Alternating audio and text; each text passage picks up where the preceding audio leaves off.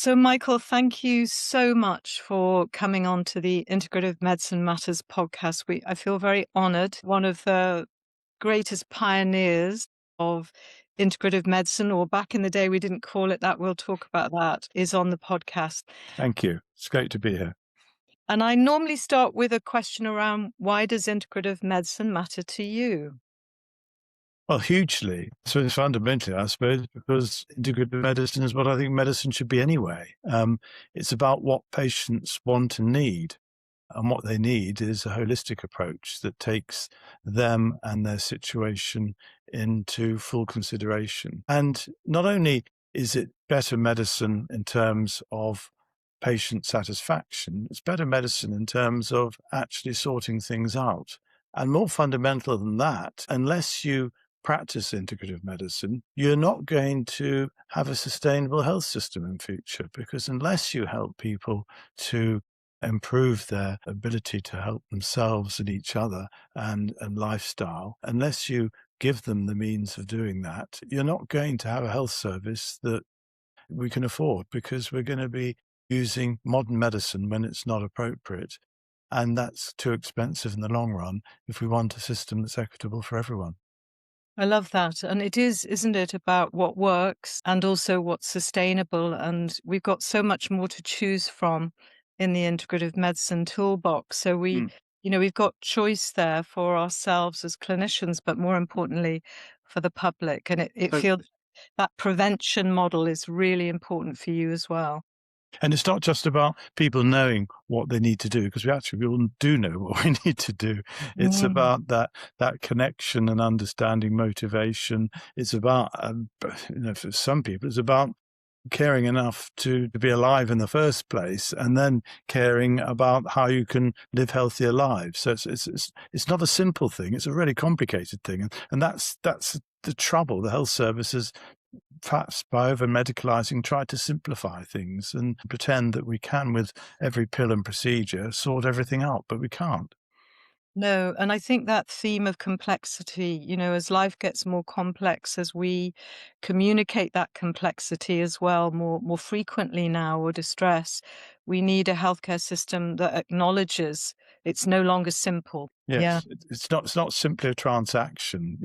We've got this idea of health medicine being like an account sheet, and it's infinitely more complex than that, because we're complex beings, and therefore our healing and our health is going to be complicated.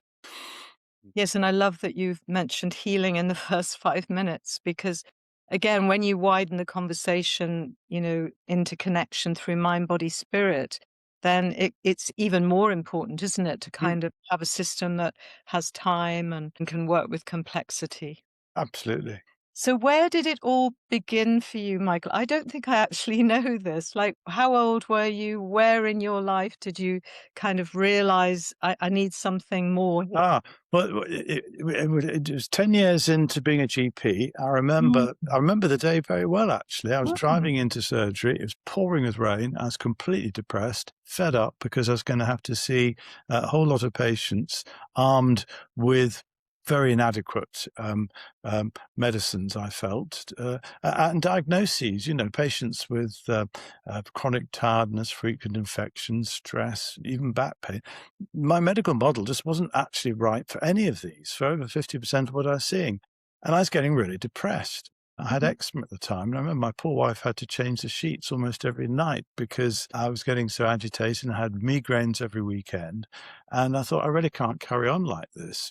And that was when, it's quite bizarre, the judge's wife turned up to my surgery and said she was a Christian healer.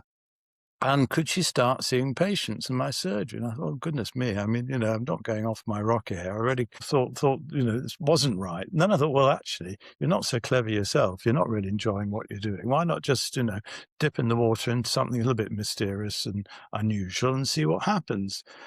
And that opened up my eyes. My extremely tolerant partners said, yes, you can go with this. Jill, who was the judge's wife, didn't take no for an answer, put her foot in the door and came and treated patients. And eventually we did a paper in the Journal of the Royal Society of Medicine where we looked at 100 patients that she'd seen, all of whom had already had 6 months of either conventional or complementary approaches, and she was having extraordinary effects, not only the main symptom, but also if we measured anxiety and depression and general mental health, she's getting on very, very well. And I thought to myself, what on earth is going on here? What fascinated me about her was she didn't actually have any of the gimmicks we have. We know there's a placebo injections, a sort of 50%, placebo surgeries, 80%, pills, 35%. We know all that stuff. And she was there without anything, just herself. So what on earth was going on? And the more I thought about it, the more I realized that what was going on was the fact, first of all, that she made that connection with patients, a human connection. She saw them as a whole. She was giving them time. She was giving them empathy. And somehow she was bringing out their own self-healing abilities. And actually, the great irony was it was published in the Journal of the Royal Society of Medicine. Stephen Fox, who had been editor of the Lancet previously, said, extraordinary. I mean, Dixon's shown that these patients got better with healing. What he's failed to show is that it wasn't placebo.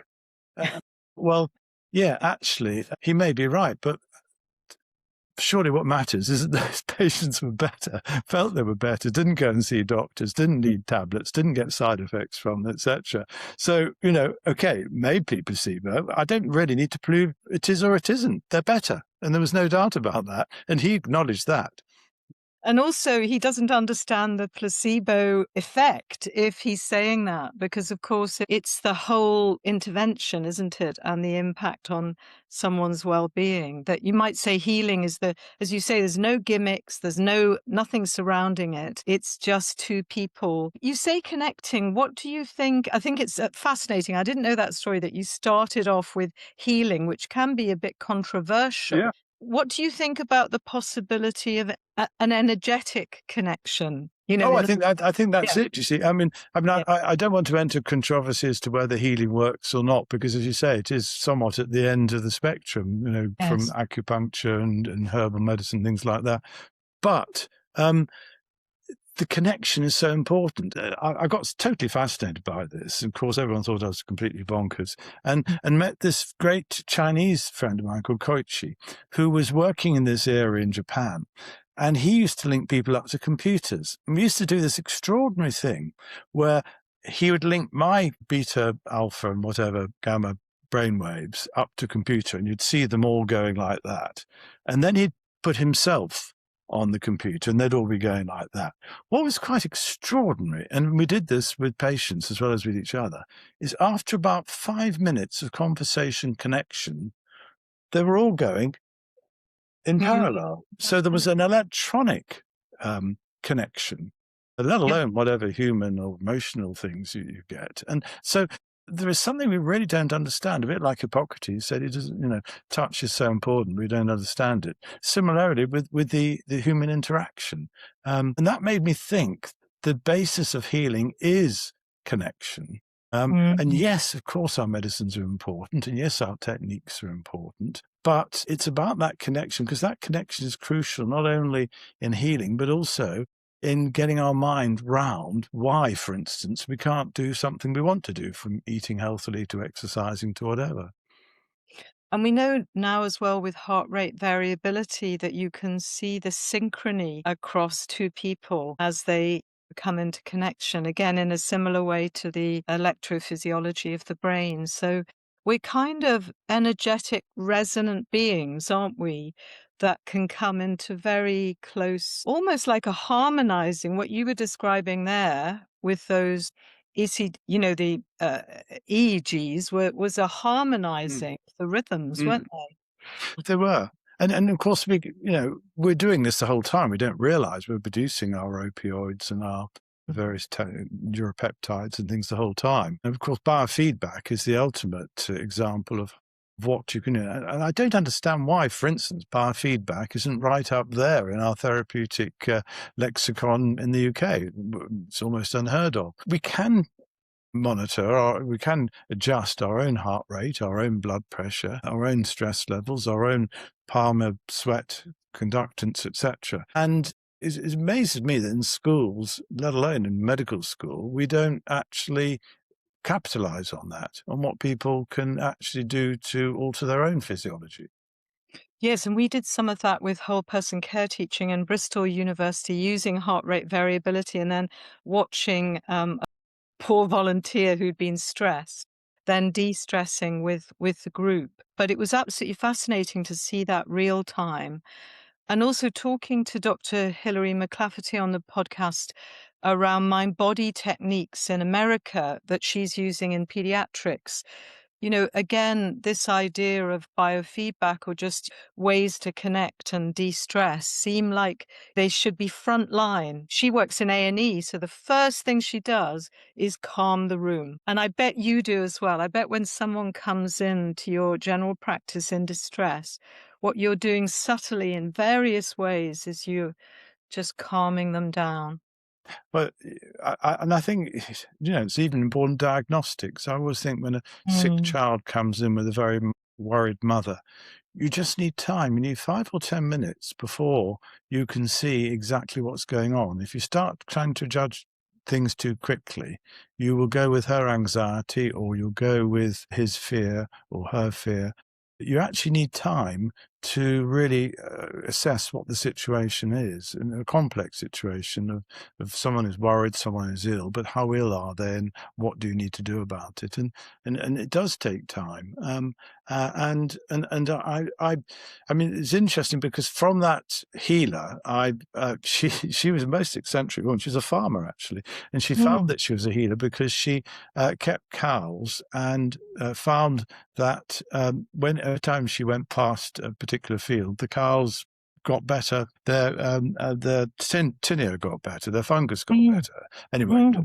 that's what she thought. Anyway, and she had these extraordinary evenings where we went through all the different complementary therapies. So one evening it would be acupuncture, next it would be crystal therapy. I'll never forget the one which was reflexology, because I'd done surgery and was very hot and sweaty at the end of it and thought, well, no need to change before I go because reflexology was about reflexes. And of course, the first thing I had to do when I arrived was to take my socks off, which was pretty astounding for everyone concerned and awful. But, what I loved about it was the color, was a bit of magic, was a bit of the unknown. It was imaginative, and I was finding medicine so dull, so grey, so lacking in feeling and emotion and passion and all the rest of it. And it was lovely to go into this very weird world of things, some of which really probably did go beyond where belief comes, but people were believing and getting better from them, and that made me realize that you have to take people seriously. If they say they're better, well, take that seriously. If they say they don't want something, or they say that, that it's about taking people seriously, I think, Elizabeth, that's what integrative medicine's about.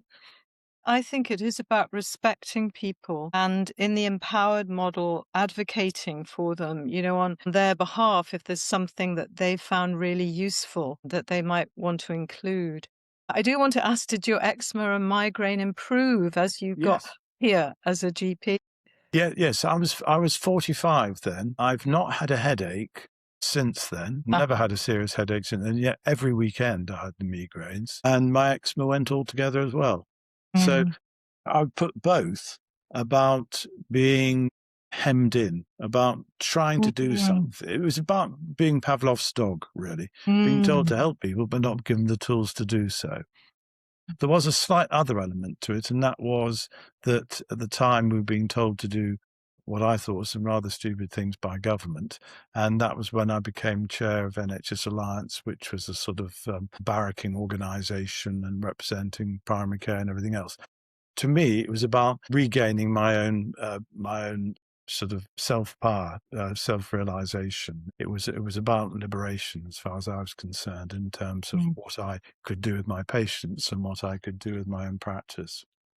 And you have, in being liberated, then have had a huge impact on medicine in the UK and in Europe and globally, actually, with the social prescribing. But I wonder if you could tell our listeners and viewers a little bit more about what you started to see what did you want to happen in the world? And, what kind of drove you on? Because it's hard work, isn't it, what you've done? You've really stayed in it. And so, yeah, tell us a little bit about that. Well, I think I'm very fortunate because I think I was brought up independent-minded. None of my family were medical. My wife's an artist, and so I don't think I see the world through medical eyes, which I think Mm, is, for me, it's been, I think it's quite a gift and it's quite a privilege. So when I use my medicine, I don't see it as, if you like, the only thing that I am or do. And so that's really why my thinking's always been slightly different from my peer groups. But in terms of spreading the word, what I think happened was I found that an awful lot of patients were really keen on it. A lot of doctors weren't keen on it. And I was just amazed by this mismatch between what patients seemed to want and what doctors thought they ought to have.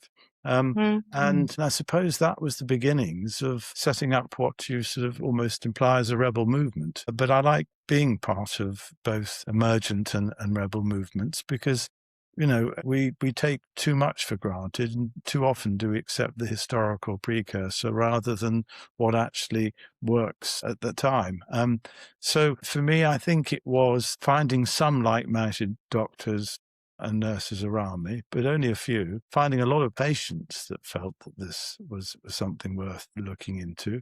And for me, it was actually finding my job much more satisfying. I felt I could offer things that I hadn't been able to offer before. As you imply, it wasn't the things that I was offering, it was the style and way in which I was offering them that had changed. And that probably was as important as the particular modalities that interested me, which were medical herbalism and acupressure, manipulation, and things like that. And I always think it's the National Health Service, and I always feel that we should be there to serve health and well-being, but also the public. So you're quite right. This kind of mismatch between what people want and what doctors want to deliver. As you know, we're into the 8th year now of delivering this 2-year master's program in integrative healthcare. And I love hearing the story of the healthcare provider getting more joyful, like you're describing, Mm. broadening, but also that idea of humanity that I think you're raising, that you weren't seeing medicine, as medicine, you were seeing people as humans and how to meet that kind of, yeah, variety of needs. And I think that's a great privilege of being a particular country doctor because, Mm. I knew the great grandparents of many of the people that I see in surgery. And many of them I delivered myself 20, 30 years ago. And so being part of the community in that sense does make you much more connected. Even when it's got its pros and its cons, on the one hand, it was very embarrassing because none of the shopkeepers would ever charge me. On the other hand, when I went into the shops, everyone would roll up their trousers and show me their knees and everything else. So, there's a quid pro quo, but it was a genuine relationship of trust and all the rest of it. And yes, it does make life much more satisfying. And yes, I'm 74, but still practicing because I love it. Wow. However, I couldn't possibly practice like some of my younger peers have to because they have to play terribly safe. They were very, very risk averse in medicine, and they have to follow the guidelines, and they have to follow the formularies, and they have to do all the ghastly AI stuff we do, each one of which makes life longer and more complicated each time. I have the privilege of being able, and they allow me to, they're such a nice lot, to carry on doing my stuff without always pressing the right knobs on the computer and all the rest of it. But it's the guidelines and the protocols and the care pathways that have taken us all over. And, we've all become algorithms, whether we're doctors or patients. And that's not very healing. And that's why the health service is getting so expensive because, someone comes in, we're only looking at the cold or the arm or the eye or the depression or the whatever. We're not looking at the whole lot, not getting them back to work and not getting them into a life that's satisfying and health producing for them. And you're quite right. I mean, everyone talks about, health service. Why don't we have a health service, not a sickness service? Well, yeah, they carry on talking, but no one actually changes the funding flows or the system or the way we do it. And until we put our money, our mouth, and our might where our mouth is, nothing's going to change. And you've been lobbying for that change, leading on various organizations, but most recently the College of Medicine, which with the Integrative and Personalized Medicine Conference, you're lobbying at the highest level now, aren't you, to say, look, let's really try and understand a prevention model, a connection model, reducing isolation. What do you think are some of the big barriers for change? Because we've been on this wave for a while, but it does feel like it's gaining momentum. And I wondered where you saw the barriers, but also the opportunities. Well, there are lots of barriers for change, but if there weren't, one wouldn't have still a mission to fight. The barriers are, I mean, they're largely us as patients and clinicians all being brainwashed, really. We're brainwashed into thinking that if we're ill, we must reach for medicine, we must go and see a doctor, etc. Instead of being, if you like, armed to do something ourselves. The issue here is about the degree to which medicine is prepared to hand its fire back to the patient and the degree to which medicine is prepared to compromise on what medicine is, not just conventional medicine, but also complementary and lifestyle. And politically, we have very short-term political cycles, and the short-term gain is always in saying more doctors, more medicines, more injections of Ozempic or whatever. And it's not in saying, let's start establishing communities that may take years to totally redefine. Take food, for instance. You have to. It's been shown in Finland. If you're going to change, for instance, the diet of a whole town, you have to work at every level, from the schools and the gardens and the children growing it and their education on food and cooking and everything else, to the allotments, to the way the supermarkets work, the environment the council provides, even the surgeries we have in terms of perhaps having gardens and fresh food, the rest of it in our cafes or whatever. It's a whole system approach requiring the local authority, the voluntary sector, primary care. And it's as if we don't have sufficient energy to do something as complicated as that. It comes back to complication again, which we started with, doesn't it? It's a really complex thing to change the diet of a whole town. Incidentally, we're trying to do that at the moment with James Fleming in Burnley.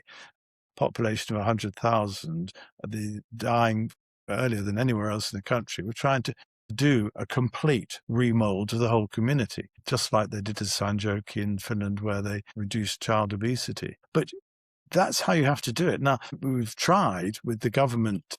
Remember, we had the food strategy, we then had the white paper, we then had the inequality strategy, and then the whole thing was dropped. And the whole thing, why? Well, because it's not sufficiently important enough compared to, look at the world situation at the moment, for someone to concentrate on for, say, 10, 15 years, which is what it takes to really change things. It's a bit like the current energy crisis. Bit by bit, people are realizing, yes, we've got to get our energy right, whether it's green energy or sorting out with wars and things that you actually, can get oil from elsewhere. It's sort of similar, I think, in terms of care and health. That's to say, we are living on borrowed time as far as the cost of our health service is concerned, and they're going up and up and up and up, and productivity is going down, whatever that means. And if you're going to have a sustainable health service in the long run, government needs to realize they do have to go upstream. They do have to improve health, stop people requiring some of these things in the first place, so that there's enough money to patch people up when they need at the end of the tunnel. And I think, you say we're winning. Well, very slowly, because, there's also massive built in interests, commercial interests. And, I don't want to knock the pharmaceutical firms because they're incredibly important. But of course, they do have to sell their wares and encourage people to take tablets. And ditto with the supermarkets, who I've met with the farmers, the supermarkets, the food providers. And you find they're all in a rather malignant circle, which ends up with the poorest getting the worst food. And we have to somehow break these circles, and there has to be a will to do that. And I think that will only comes out of dire urgent necessity, and we're heading there. We're heading there because, look Yeah. at things, all the, long-term diseases racing up. Things are getting to a stage where we've really got to be more proactive. Yeah, and I think those vested interests are so frustrating to watch because we see this cycle with, the GLP-1 agonists, where we can see changes in people's diet would be much more sustainable. Well, no, I think you've opened up a very interesting bag of worms there, because my immediate thing was, goodness me, here we are again giving injections when we should be helping people to lose weight. Well, I think I've changed my thinking a bit, because I think there are a few people who absolutely need the weight jabs, who metabolically and psychologically just can't, that needs to be their way out. The problem is, of course, we then make it almost legitimate for everyone to just take the weight loss jabs, especially the slightly overweight people that can afford them, instead of looking at much more fundamental things like what we eat and how we eat it, and how we live our lives. Because, it's Ozempic today, it'll be something else tomorrow.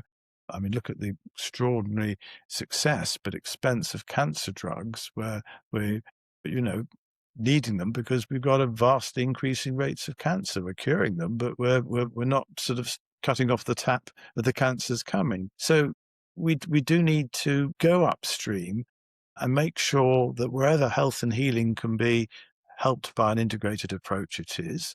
And when it needs a more technological approach, it has it. I often sort of contrast integrative with conventional, saying in integrative, what you're doing is you're going with nature. You're actually trying to encourage our own healing and health mechanisms. With a lot of conventional drugs, what we're doing is actually, if you like, contradicting it, because it's gone so wrong. You've actually got to stem the bleeding. You've got to kill the cancer. You've got to unplug the blocked artery. But those should be fail-safe. They shouldn't be front of house, as it were. Yeah, I think so. And I absolutely loved watching you develop the social prescribing because, again, that was about how to prescribe activities rather than medication. Say a little bit about that because you set it up essentially, didn't you, with Marie Polly and others, and then it is now a global movement.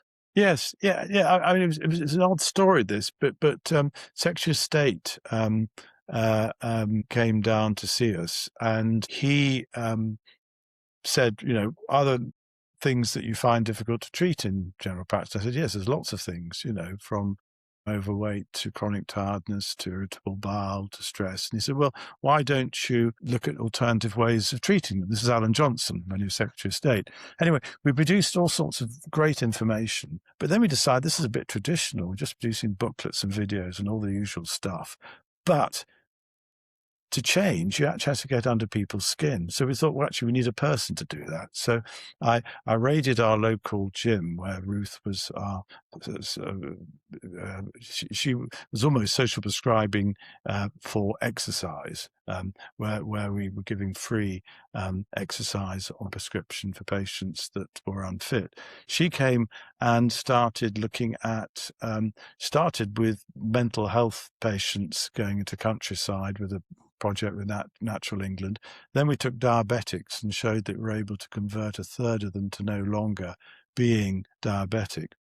And then with Marie, we formed up with about 12, 13 other people, self-elected ourselves the leadership of the national network, which we then created. And then, rather self-importantly, we had a meeting at the House of Commons, and fortunately Stephen Dorrell, past Secretary of State, turned up and asked if he'd chair the meeting. And then NHS England came out and said, this sounds like an interesting idea. We'd been thinking something along the same lines. Why don't you take it on for us? So within 3 years, it was national policy, and today we have 3,500 social prescribing link workers. But from that start, what I hadn't predicted was that I would be sending people who were lonely, depressed, had housing problems, long-term disease, or now girls who are self-harming, for social prescribing rather than mental health interventions or medical interventions. And the attitude is changing amongst patients and doctors, I think. Certainly in my own practice to begin with, we thought this was really only just for the lonely elderly. Now we're finding it's for everyone. In fact, probably the most effective is in the tsunami of young people with mental health issues, particularly stress, anxiety, and depression. And we have drop in even at the surgery with our social prescribers where people can have a safe space to meet. And I think, there's almost no end to it. And then you suddenly realize, well, of course, actually, it was obvious in the first place because we've evolved over millions of years to be a certain sort of person, relating in a certain sort of way, eating a certain sort of food, doing a certain sort of activity. And that's how this body and mind has actually, evolved over millions of years. So to suddenly put us behind a screen with junk food, not moving around, well, you're bound to head for a brick wall. So to some extent, it's sort of going back to the future. Yeah, and that has been a great success story, watching that movement for change. Link workers, now health coaches, about driving care upstream so that you can really look at motivation and change. And so I want to celebrate that because I know you're always taking on really big picture issues. But I would say that we've really watched, haven't we, together, a shift in healthcare to a much broader model. Yeah, it is happening, Elizabeth. And I think it's what we all know. We've all had the teacher that totally inspired us and changed our lives. And ditto with the odd health professional.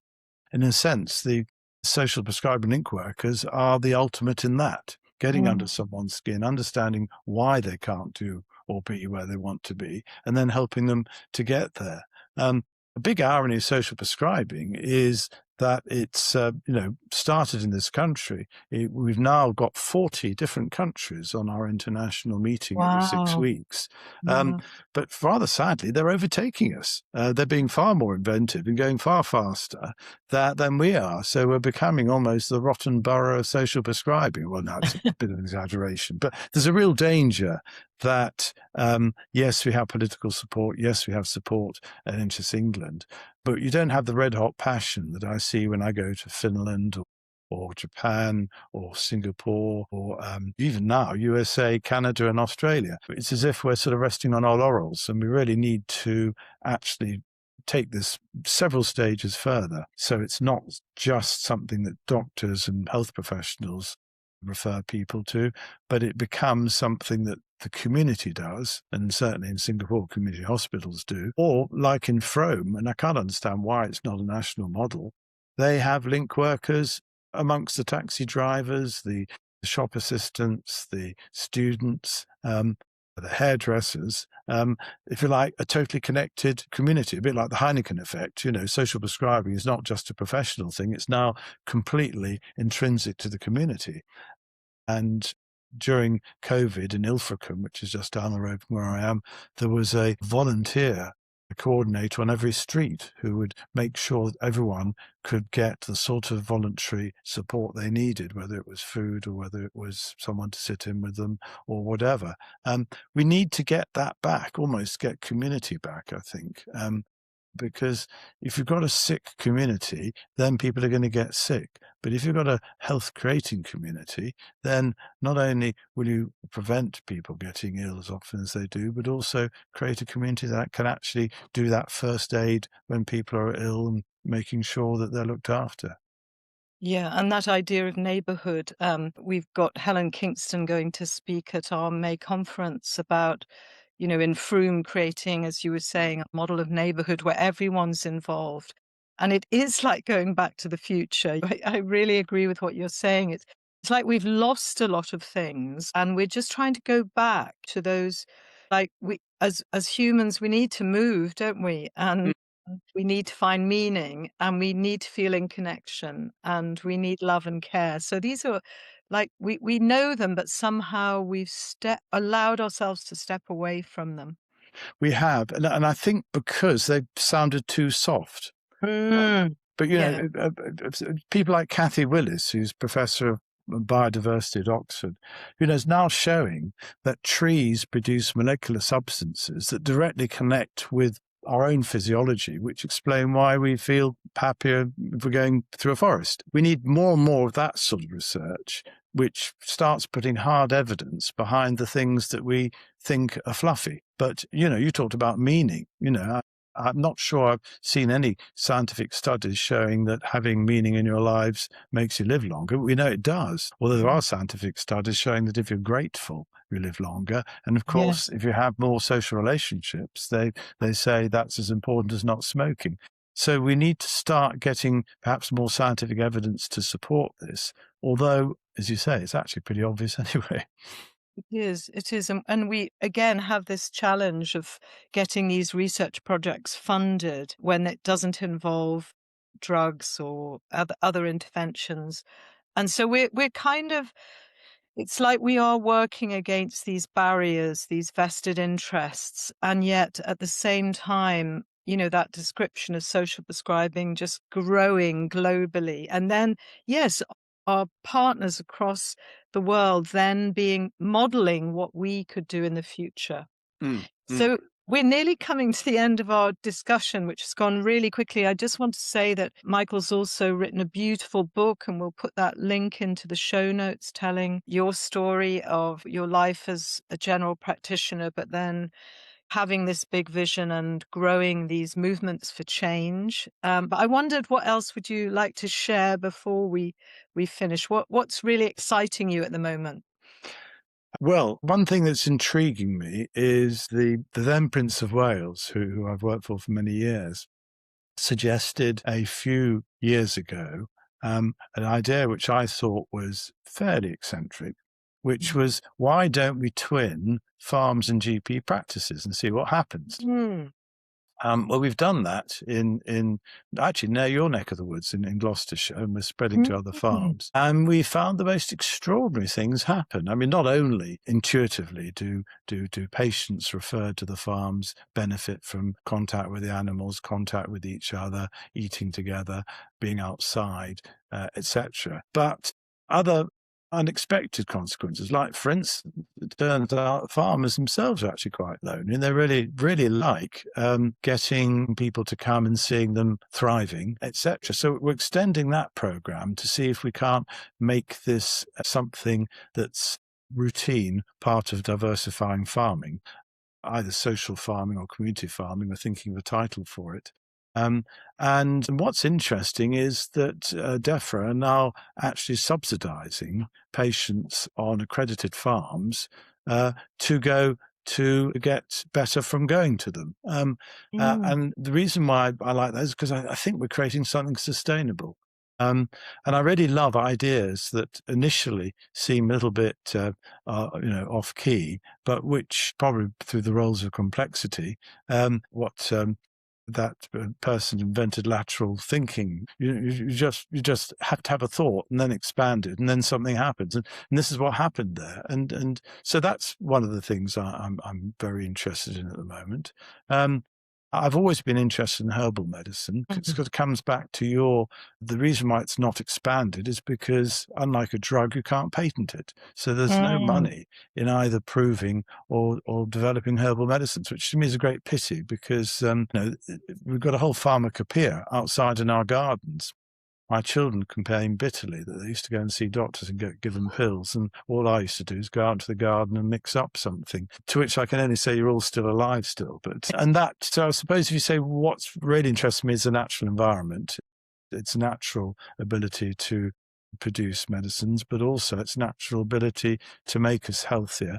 And of course, that's where we started. Again, going back to how we evolved. We evolved outside, and the culture of towns and inside. We need to adapt so that we don't forget that bit of ourselves that needs to be out with nature as well. Yeah, and I've really understood that kind of the genetics, the way over millions of years we've developed genetically, but within nature. We need it, we respond to it, we are nature. And so that I think listening to you is a very strong theme of connection. Mm. Mm. I feel like Forster with only connect. And I think what you've been amazing at is connecting people. And yes, there might be an idea arises, but then you connect everyone and suddenly the idea Mm. becomes a reality. So yeah, a big thank you, Michael, for all the work and keeping the energy and keeping the joy alive and knowing that there is a way to go, but we also have come quite a journey, haven't we, to create more Yes. connection. Yeah, I suppose, all I can see is how much work there's still to do. But yes, maybe Mhm. we should look back and say we set off anyway. Yeah, definitely. Well, look, thank you. I know you're very busy, but Well, thank it's you. a great pleasure, Elizabeth. Always a pleasure to speak to you. And yes, I look forward to meeting you at the conference too, where hopefully Yeah. a lot of like minded people will be taking all this forward as well.